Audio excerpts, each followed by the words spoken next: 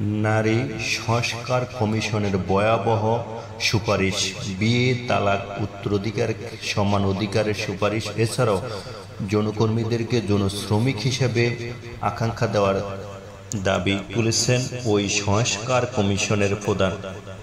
বিয়ে, তালাক, উত্তরাধিকার, বরপোষণের সমান অধিকারের জন্য অধ্যাদেশ জারি সুপারিশ করেছেন নারী বিষয়ক সংস্কার কমিশন। গতকাল শনিবার বিকেল রাষ্ট্রীয় অতিথি ভবন যমুনায় প্রধান উপদেষ্টা ডক্টর মোহাম্মদ ইউনূসের কাছে নারী বিষয়ক সংস্কার কমিশনের প্রধান শিরিন ফারমিন হকের নেতৃত্বে এই প্রতিবেদন দেওয়া হয়।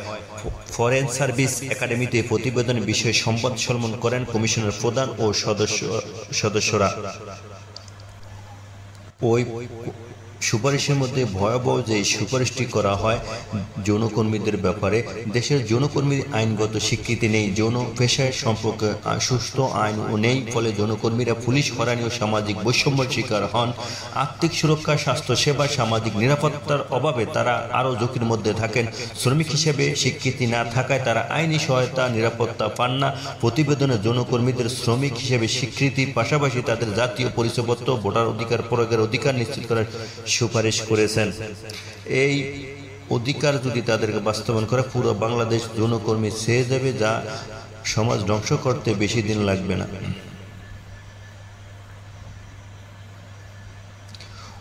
ওই সময় জানানো হয়, প্রতিবেদনে 15টি মূল বিষয়সহ 433টি সুপারিশ রয়েছে। এর মধ্যে কিছু সুপারিশ অন্তর্বর্তী সরকারের মেয়াদে করণীয়, আর কিছু সুপারিশ বাস্তবায়নের প্রক্রিয়ার মধ্যে দীর্ঘ মেয়াদী সরাসরি নির্বাচনের মাধ্যমে নারীদের প্রতিনিধিত্ব বাড়ানোর লক্ষ্যে সংসদীয় আসন বাড়িয়ে 600 করার এবং সে আসন থেকে 300 আসনে নারীদের জন্য সংরক্ষিত রেখে সরাসরি নির্বাচনের সুপারিশ করা হয়েছে।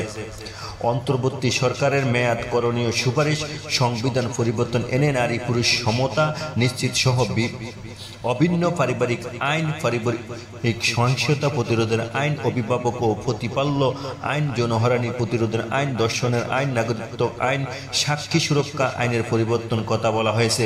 এই প্রতিবেদনের নারীদের প্রতি বৈষম্য দূর করতে নারী বিষয়ক সংস্কার কমিশনের যেসব সুপারিশ এখনও বাস্তবায়নযোগ্য তা দ্রুত বাস্তবায়নের জন্য সংশ্লিষ্ট মন্ত্রণালয় বিভাগকে নির্দেশ দেন প্রধান উপদেষ্টা। তিনি বলেন, যেসব সুপারিশ দ্রুত বাস্তবায়নযোগ্য সেগুলো যেন আমাদের মাধ্যমে হয়ে যায়, আর আমরা যেন এই কাজের মাধ্যমে বিশ্বের অন্য কোনো দেশের উদাহরণ সৃষ্টি করতে পারি। পৃথিবীর মেয়েরা এটির দিকে তাকিয়ে আছে, তারা এটি নিয়ে পর্যালোচনা করবেন, অনুপ্রাণিত হবেন।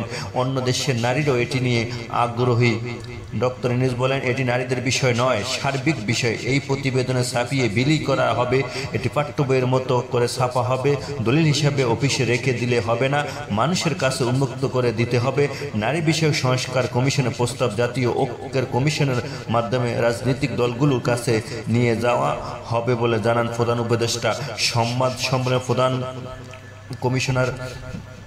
কমিশনার প্রধান বলেন, আমরা যেই নীতি অনুসরণ করেছি তা প্রথমে রয়েছে বৈষম্যহীনতা, কারণ এটি নিয়ে শুরু হয়েছে বৈষম্য বিরোধী আন্দোলন দিয়ে। দ্বিতীয়, মানবাধিকার মূল্যবোধ।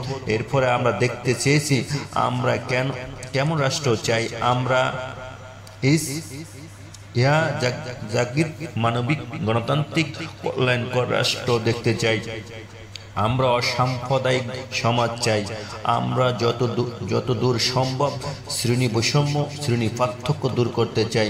তিনি বলেন, আমরা মনে করি 433টি সুপারিশের মধ্যে 200টি যদি বাস্তবায়িত হয় তাহলে অনেক এগিয়ে যাবে অন্তর্বর্তী সরকার ও পরবর্তী নির্বাচিত সরকার। করণীয় ছাড়াও সুপারিশ আরেকটি ভাগ রাখা হয়েছে। এটি হচ্ছে নারীদের আন্দোলনে যে চিরন্তর আকাঙ্ক্ষা, স্বাধীনতা এবং সত্যিকার অর্থে সেটি পেতে হলে আমরা কি করতে চাই, আমাদের আকাঙ্ক্ষা কি, স্বপ্ন কি, সেগুলো তুলে ধরেছি। শিরিন ফারমিন হক আরও বলেন, আমরা জানি অনেক কিছু নিয়ে বিতর্ক হবে, বিতর্ক স্বাগত জানাই, কারণ আমরা মনে করি এখানে 2025 সালে হাই টাইম এগুলো নিয়ে জনপরিসরের আলোচনা হোক, বিতর্ক হোক, জানাজানি হোক, মানুষ জানুক নারীরা কি চায়, নারী স্বপ্ন কি। অর্থনৈতিক সংস্কার ও সম্পদের অধিকার। প্রতিবেদনে নারী অর্থনৈতিক অংশগ্রহণ, সম্পদের অধিকার বিষয়ে বলা হয়েছে, নারীদের সামাজিক পারিবারিক ভূমিকার ক্ষেত্রে কর্মক্ষেত্রে প্রবেশ, অংশগ্রহণ বাধা হয়ে দাঁড়ায়। খাস জমিন বন্দোবস্ত, বনজ সম্পদে নারীদের অধিকার নিশ্চিত করতে হবে।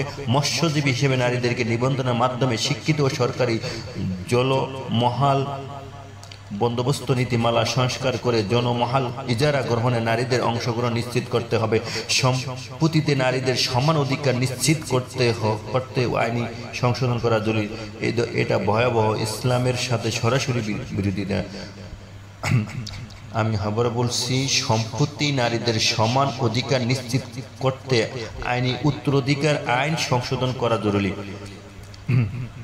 আনুষ্ঠানিক ক্ষেত্রে নারীদের জন্য অনুকূল কর্মসংস্থান নীতি তৈরি করে প্রয়োজনীয় পরিষেবা প্রদান, যেমন শিশু দিবাযত্ন কেন্দ্র, কর্মক্ষেত্রের জন্য আচরণবিধি প্রণয়নের মাধ্যমে যৌন হয়রানিমূলক কর্ম পরিবেশ তৈরি করতে হবে। নারী উদ্যোক্তা উন্নয়ন সহায়তার ব্যবসায়িক সংগঠনের ভূমিকা শক্তিশালী ও নারীদের আর্থিক অন্তর্ভুক্তি বৃদ্ধি করতে হবে। এই জন্য ঋণের সত্য সহজ ও নারী বান্ধব করতে হবে। নারীদের সিদ্ধান্ত গ্রহণের প্রতিনিধিত্ব ও অংশগ্রহণ নিশ্চিত করতে সাময়িক ও আর্থিক প্রতিষ্ঠানগুলো পরিচালনা বোর্ড ও ব্যবস্থাপনা পর্যায়ে কমপক্ষে 40% প্রতিনিধিত্ব নিশ্চিত করতে হবে। ই কমার্সের জন্য একটি আইনগত নিয়ন্ত্রণ কাঠামো তৈরি করা এবং ট্রেড লাইসেন্সকে আবেদন নবায়ন প্রক্রিয়া সহজ করার প্রয়োজন। শ্রমবাজারের সঙ্গে সম্পৃক্ত বিজ্ঞান, প্রযুক্তি, প্রকৌশল এবং গণিত শিক্ষা প্রদানের ক্যারিয়ার কাউন্সিলের মাধ্যমে যুব নারীদেরকে কর্মসংস্থানে প্রবেশে সহজ করতে হবে। গৃহকর্মী ও পরিচালনার কাজে বোঝা কমাতে হবে, এটা স্বীকৃতি দিতে হবে এবং পারিবারিক সদস্যের মধ্যে সুম বন্টন করতে হবে। বাল্যবিবাহ কমছে না, মেয়েদের বিয়ের বয়স আইনিভাবে 18 বছর হলো, এখান থেকে 51% বিয়ে হয় এর আগে। ফলে কিশোরকালীন অনাকাঙ্ক্ষিত ঝুঁকিতে গর্ভধারণ হয়। প্রতিবেদনে বলা হয়, মোট গর্ভধারণে 48% অনাকাঙ্ক্ষিত। মাসিক নিয়ন্ত্রণকরণ সেবা অনুমোদিত হওয়া সত্ত্বেও অনিরাপদ গর্ভপাতের শিকার হয় অনেক নারী। স্বাস্থ্য ও ঝুঁকিপূর্ণ সম্মুখীন হচ্ছেন। কমিশনের বাল্য বিবাহ নিরোধ আইন 2017 বিশেষ বিধান বাতিল করে মেয়েদের বিয়ের বয়স সর্বনিম্ন 18 বছর সুপারিশ করেছেন। বর্তমান দেশের সন্তান প্রসারে 40% সেকশন মাধ্যমে হচ্ছে, যার একটি অপ্রয়োজনীয়। নারী স্বাস্থ্য সুরক্ষা অপ্রয়োজনীয় সিজারিয়ান অপারেশন নিয়ন্ত্রণে 2023 সালে উচ্চ আদালতের নির্দেশনা অনুসরণ নীতিমালা প্রণয়ন এবং সব সরকারি বেসরকারি হাসপাতালে তা মেনে চলার পরিবীক্ষণ করার সুপারিশ করেছেন কমিশন। প্রতিবন্ধী নারীদের স্বাস্থ্যসেবা গম্যমাত্রা কম, স্বাস্থ্যসেবা কেন্দ্রগুলো অবকাঠামো প্রতিবন্ধী বান্ধব নয় এবং সেবাদারকারীগণ দক্ষতা ও সীমিত। প্রতিবন্ধী অধিকার ও সুরক্ষা আইন 2013-তে প্রতিবন্ধী নারী বিশেষ ঝুঁকি ও প্রান্তিকতার শিকার করা হয়নি। প্রতিবেদনে বলা হয়, জীবনচক্রের সব পর্যায়ে নারী প্রতিবেদনমূলক ও নিরাময়মূলক স্বাস্থ্য সেবা প্রয়োজন। অথচ স্বাস্থ্য ও পরিবার কল্যাণ মন্ত্রণালয় অর্থ কৌশল নারীদের বিশেষ ধরনের প্রতিবন্ধকতা বিবেচনা করা এজন্য বিশেষ পদক্ষেপ হয়নি। আদিবাসী নারী পার্বত্য এলাকায় বিস্তৃত তুলনায় স্বাস্থ্যসেবা কেন্দ্র খুব কম। দুর্বল যোগাযোগ ব্যবস্থার কারণে আদিবাসী নারীরা বিশেষত প্রসূতি নিয়মিত স্বাস্থ্যসেবা নিতে পারেন না। প্রত্যক্ষ এলাকা জনগোষ্ঠী বিশেষ আদিবাসী নারী ও মেয়েদের জন্য মাতৃ এবং প্রজনন স্বাস্থ্যসেবা পর্যাপ্ত ও সমবেদনশীল স্বাস্থ্যসেবা নিশ্চিত। আদিবাসী অঞ্চলে হাসপাতাল ও স্বাস্থ্য সেবা কেন্দ্র বিশেষ সেবা গ্রহণ, ভাষাগত বাধা দূর করতে দোভাষী নিয়োগ বা স্থানীয় নারীদের প্রশিক্ষণের মাধ্যমে দোভাষী হিসেবে গড়ে তোলার সুপারিশ করেছেন কমিশন।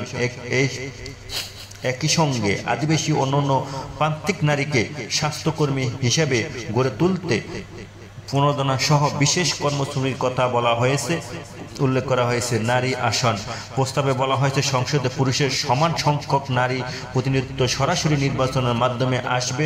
সংসদ আসনের সংখ্যা বাড়িয়ে ৬৬টি করতে হবে, যেখানে প্রতিটিতে নির্বাচনী এলাকায় একটি সাধারণ আসন, নারীদের জন্য একটি সংরক্ষিত আসন থাকবে। উভয় আসনে সরাসরি ভোটের মাধ্যমে নির্বাচিত হবে। উচ্চকক্ষে 50% আসন অনুপাতিক হারে বিভিন্ন রাজনৈতিক দল যেই প্রার্থী মনোনয়ন দেবে তা পুরুষ নারী পর্যায়ক্রমে জিফার পদ্ধতি দিতে হবে, যাতে প্রতিটি দল থেকে সমান সংখ্যক নারী ও পুরুষ মনোনীত হয়। উচ্চকক্ষে 25% সামনে আনলে বিভিন্ন গোষ্ঠী প্রতিনিধিত্ব প্রস্তাব দেওয়া হয়েছে। রাজনৈতিক দলের প্রতি অনাস্থা প্রকাশে জাতীয় নির্বাচনে ব্যালট না ভোট বিধান যুক্ত করার সুপারিশও করা হয়েছে।